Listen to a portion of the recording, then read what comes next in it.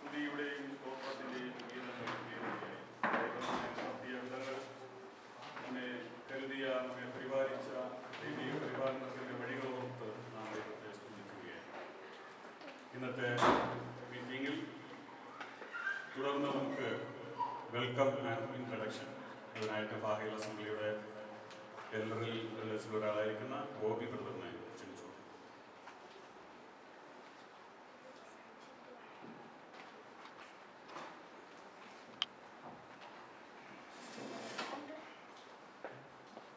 Praise the Lord. Good morning, dear brothers in Christ, brothers and sisters in Christ.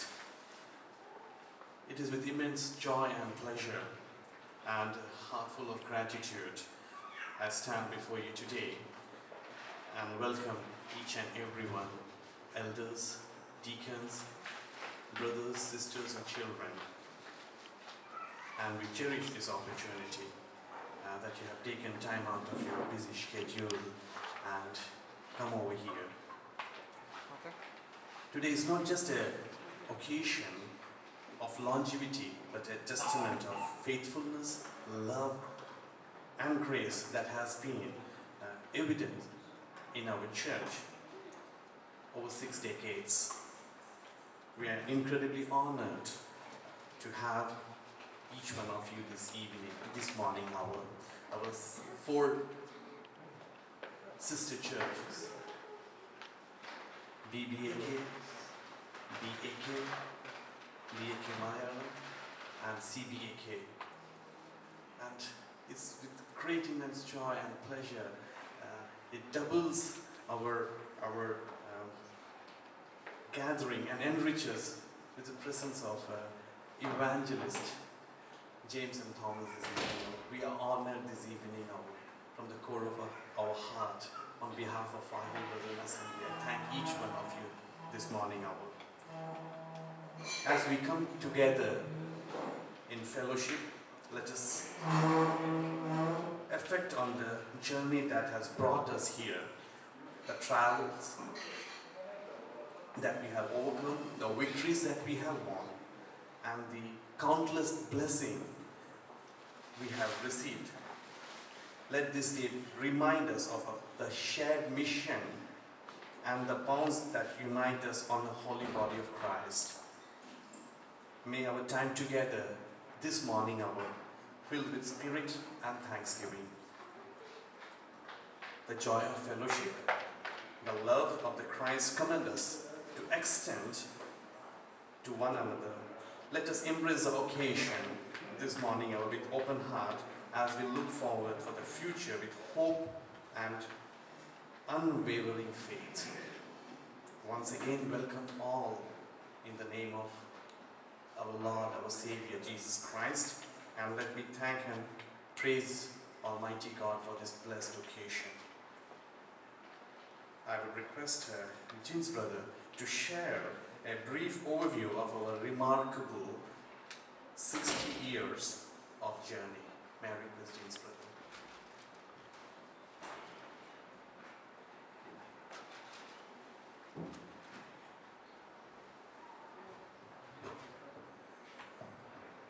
എല്ലാ പ്രിയപ്പെട്ടവർക്കും ക്രിസ്തീയ സ്നേഹവന്ദനങ്ങളെ അറിയിച്ചു. ഇന്ന് നിങ്ങളുടെ മുമ്പാകെ നിൽക്കുമ്പോൾ വളരെ ഹൃദയം നിറഞ്ഞ നന്ദിയോടെ ചാരിതാർത്ഥ്യതയോടെ സർവവല്ലഭനായ കർത്താവിന് സർവ മഹത്വവും അർപ്പിച്ചുകൊണ്ട് ആയിരിക്കുന്നതിൽ ഞങ്ങൾക്ക് അതിയായ സന്തോഷമുണ്ട്. വന്ന വഴികൾ എന്ന് പറയുന്നതിനേക്കാൾ ദൈവം നടത്തിയ വഴികൾ എന്നോർക്കുവാൻ ആഗ്രഹിക്കുകയാണ്. ജീവിതത്തിൻ്റെ ഉപജീവന മാർഗം തേടി ഈ കുവൈറ്റിലേക്ക് വന്ന മഹാഭൂരിപക്ഷം ജനങ്ങൾ ഈ അന്യദേശത്തും ദൈവത്തിൻ്റെ സ്തുതിഗീതങ്ങളെ ആലപിക്കുവാൻ ഹൃദയത്തിൻ്റെ അകതാരിൽ ആവേശം ഉൾക്കൊണ്ട് ആ വഴികളിൽ കൂടി സഞ്ചരിക്കുവാൻ ഭാഗ്യം ലഭിച്ചത് തന്നെ വലിയ നന്മയാണ്. ഞാൻ ദീർഘിപ്പിക്കുന്നില്ല, വിഷയത്തിലേക്ക് കിടക്കട്ടെ. മോശ കനാൻ ദേശത്തിൻ്റെ പടിവാതിൽക്കൽ എത്തി നിൽക്കുമ്പോൾ ഇസ്രായേൽ ജനതയോട് പറഞ്ഞതായിരിക്കുന്ന ഒരു വാക്യം ഓർമ്മിപ്പിച്ചുകൊണ്ട് ഞാൻ ആരംഭിക്കുകയാണ്. അവിടെ ആവർത്തന പുസ്തകം 1-ാം അധ്യായം 31-ാം വാക്യത്തിൽ മോശ തൻ്റെ ജനത്തോട് പറയുന്നത്, ഒരു മനുഷ്യൻ തൻ്റെ മകനെ വഹിക്കുന്നത് പോലെ നിങ്ങൾ ഈ സ്ഥലത്ത് എത്തുവോളം നടന്ന എല്ലാ വഴികളിലും നിങ്ങളുടെ ദൈവമായ യഹോവ നിങ്ങളെ വഹിച്ചു എന്ന് നിങ്ങൾ കാണുന്നുവല്ലോ. തിരിഞ്ഞു നോക്കുമ്പോൾ ബാഹിൽ അസംബ്ലിക്കും അത് തന്നെയാണ്, മോശയുടെ വാക്കുകളെ തന്നെയാണ് ഓർക്കുവാനായിട്ടുള്ളത്. ഇതുവരെയും ദൈവം വഹിച്ചു എന്നത് ദൈവനാമ മഹത്വത്തിനായി നന്ദിയോടെ ഓർക്കുകയാണ്. ആ പുണ്യനാമത്തിന് സർവമഹത്വവും അർപ്പിക്കുന്നു. ബാഹിൽ ബ്രദറൻ അസംബ്ലി ദൈവിക കരുതലിൻ്റെയും ദൈവിക പരിപാലനത്തിൻ്റെയും സുദീർഘങ്ങളായ 5 വ്യാഴവട്ടങ്ങൾ പിന്നിട്ട് 60ൻ്റെ നിറവിൽ നിൽക്കുന്ന ഈ ധന്യമുഹൂർത്തത്തിൽ അത് കടന്നു വന്ന ചരിത്ര വഴികളിലൂടെ സഞ്ചരിക്കുമ്പോൾ ആ ചരിത്ര വഴികളിലുടനീളം ആത്മീയ ജീവിതത്തിൻ്റെ സമഗ്രമായിരിക്കുന്ന ദർശനം ദൈവിക കൂട്ടായ്മയിൽ, ക്രിസ്തീയ കൂട്ടായ്മയിൽ വിളക്കിച്ചേർത്ത ഒട്ടനവധി മുഹൂർത്തങ്ങൾ അതിൻ്റെ ചരിത്ര വഴികളിൽ നമുക്ക് കാണുവാനായിട്ട് കഴിയുന്നുണ്ട്. ഞാൻ പ്രാരംഭത്തിൽ ഓർമ്മിപ്പിച്ചതുപോലെ ഉപജീവനാർത്ഥം ഈ രാജ്യത്ത് വന്ന് തികച്ചും വ്യത്യസ്തമായിരിക്കുന്ന ഒരു ജീവിത സാഹചര്യങ്ങളിൽ കൂടി കടന്നുപോയി വിപരീതങ്ങളും വിരുദ്ധങ്ങളുമായ ജീവിത യാഥാർത്ഥ്യങ്ങളോട് മല്ലിട്ടുകൊണ്ട് നമ്മുടെ മുൻഗാമികൾ ജീവിതത്തിൻ്റെ അലച്ചിലുകൾക്കിടയിൽ അവരുടെ ഹൃദയത്തിൻ്റെ അകതാരിൽ മനസ്സിൽ സൂക്ഷിച്ചു വച്ചിരുന്ന ജീവന്റെ വെളിച്ചം അത് ബഹിർഗമിച്ചപ്പോൾ അവരുടെ ഉള്ളിൻ്റെ ഉള്ളിലുണ്ടായിരുന്ന ദൈവസന്നിധി കാംക്ഷിക്കുവാനുള്ള അഭിനിവേശം, ഏതു സാഹചര്യത്തിലും ദൈവത്തെ ആരാധിക്കുവാൻ, ദൈവത്തെ മഹത്വപ്പെടുത്തുവാനുള്ള അവരുടെ അഭിവാഞ്ചയും ത്വരയും അത് ഉൾക്കൊണ്ട ദൈവം ഈ ബാഹിലിൻ്റെ പ്രദേശത്തും ഒരു നിലവിളക്കിനെ സ്ഥാപിക്കുവാൻ ദൈവത്തിന് പ്രസാദമായി. 1953 KTMCCയുടെ പ്രവർത്തനങ്ങൾ കുവൈറ്റിൽ ആരംഭിക്കുന്നത്. തുടർന്ന് ഞാൻ മറ്റ് സഭകളുടെ ചരിത്രങ്ങളിലേക്ക് പോകുന്നില്ല, സമയം അതിന് അനുവദിക്കുന്നില്ലാത്തതുകൊണ്ട് ഞാൻ അതിലേക്ക് പോകുന്നില്ല. എങ്കിലും 1960 BAK സ്ഥലം സഭ സ്ഥാപിതമായി. തുടർന്ന് 1964 ബാഹിലിൽ മാംഗ്ലൂർ സ്വദേശി ബ്രദർ ഹോളായുടെ ഭവനത്തിൽ വെച്ച് ബാഹിൽ അസംബ്ലിയുടെ ആദ്യ കൂടിവരവ് നടക്കുകയുണ്ടായി. അതിൽ പ്രഥമ അംഗങ്ങൾ brother Samuel Philip and family, brother Joy Abraham and family, brother Varghese, sister Thankamma Koshy, sister Mary Philip. ഇവരാണ് ബാഹിൽ സഭയുടെ പ്രഥമ അംഗങ്ങൾ. കുവൈറ്റ് സിറ്റി കേന്ദ്രമാക്കി KTMCCയുടെ പ്രവർത്തനങ്ങൾ നടക്കുന്നതായ സമയത്ത് സമാന്തരമായി ബാഹിലിൽ MCCയുടെ പ്രവർത്തനങ്ങൾ നടന്നു, മലയാളി ക്രിസ്ത്യൻ കോൺഗ്രിഗേഷൻ. ഈ MCCയിൽ ഇവിടെയുള്ള ഇതര സഭകൾ, മർത്തോമ, CSI, പെന്തക്കോസ്തൽ സഭകൾ ചേർന്ന ആ സഭാ കൂട്ടായ്മ, അതിൽ ബാഹിൽ അസംബ്ലിയും അംഗമാവുകയും ബാഹിൽ അസംബ്ലി അതിനോട് ചേർന്നതിൻ്റെ കാരണം ഞാൻ മനസ്സിലാക്കിയത്, ഇതര സ്ഥലം സഭകളിലെ കുഞ്ഞുങ്ങളെ സൺഡേ സ്കൂൾ പഠിപ്പിക്കുന്നതിന് വേണ്ടി ബ്രദറൻ സഭ ഇവിടെ സൺഡേ സ്കൂൾ ആരംഭിക്കുകയുണ്ടായി. അങ്ങനെ ആ സൺഡേ സ്കൂൾ മറ്റുള്ളവരെ കൂടി സഹകരിപ്പിക്കുന്നതിന് ആ MCCയിൽ ബാഹിൽ സഭയും പങ്കാളികളാവുകയും അതിൽ തുടരുകയും ചെയ്തു. എന്നാൽ കാലാന്തരത്തിൽ ഇവിടെ ഇതര സഭകളുടെ ശക്തി വർദ്ധിച്ചപ്പോൾ CSI, മർത്തോമ, അതുപോലെ പെന്തക്കോസ്ത് സഭകളൊക്കെ സ്വതന്ത്ര ഗ്രൂപ്പുകളായിട്ട് മാറുകയും ഫഹേൽ അസംബ്ലിയും ആ നിലയിൽ ഭവനങ്ങളിൽ അന്ന് ഉണ്ടായിരുന്ന ഞാൻ ഓർമ്മിപ്പിച്ച ദൈവമക്കളുടെ ഭവനങ്ങളിൽ സഭാ കൂടിവരവുകൾ നടത്തുകയും ചെയ്തു. അങ്ങനെ 1975 കാലഘട്ടമൊക്കെ ആയപ്പോഴേക്കും സഭയുടെ സ്ട്രെങ്ത് വീണ്ടും വർദ്ധിക്കുവാനായിട്ട് ഇടയായിട്ട് തീർന്നു. പുതുതായി സഭയിലേക്ക് ചിലരെ കൂടി ദൈവം നിയോഗിച്ചയച്ചു. Brother Chacko George, Thomas Kora, James William, brother David Ammini Andy, അതുപോലെ തോമസ് കോശി മുതലായ സഭയുടെ തുടർന്നുള്ള വളർച്ചയുടെ ഘട്ടങ്ങളിൽ സഭയുടെ പ്രവർത്തനങ്ങളിൽ ആക്റ്റീവ് മെമ്പേഴ്സായി ഇവരെയും നമുക്ക് ചരിത്രത്താളുകളിൽ കാണുവാനായിട്ട് കഴിയുന്നു.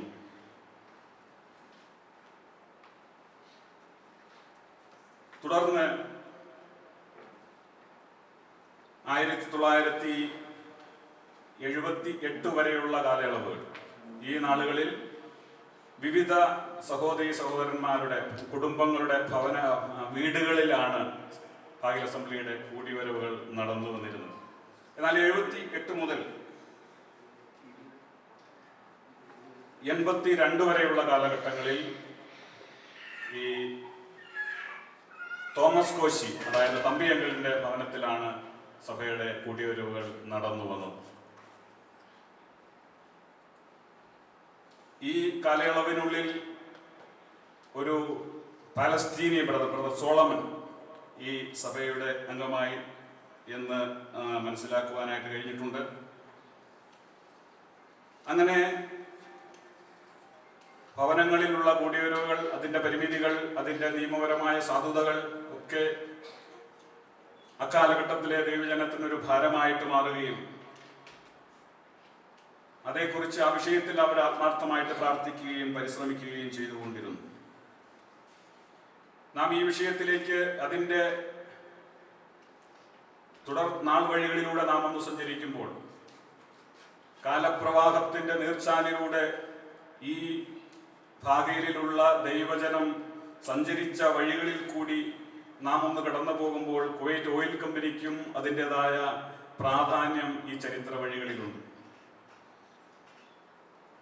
ഇവിടെയുള്ള പഴയ ആളുകളൊക്കെ അറിയുന്നത് പോലെ തന്നെ കുവൈറ്റ് ഓയിൽ കമ്പനി അതിനു മുൻപ് അത് ബ്രിട്ടീഷ് പെട്രോളിയം എന്ന പേരിലാണ് ആ കമ്പനി ഉണ്ടായിരുന്നത്.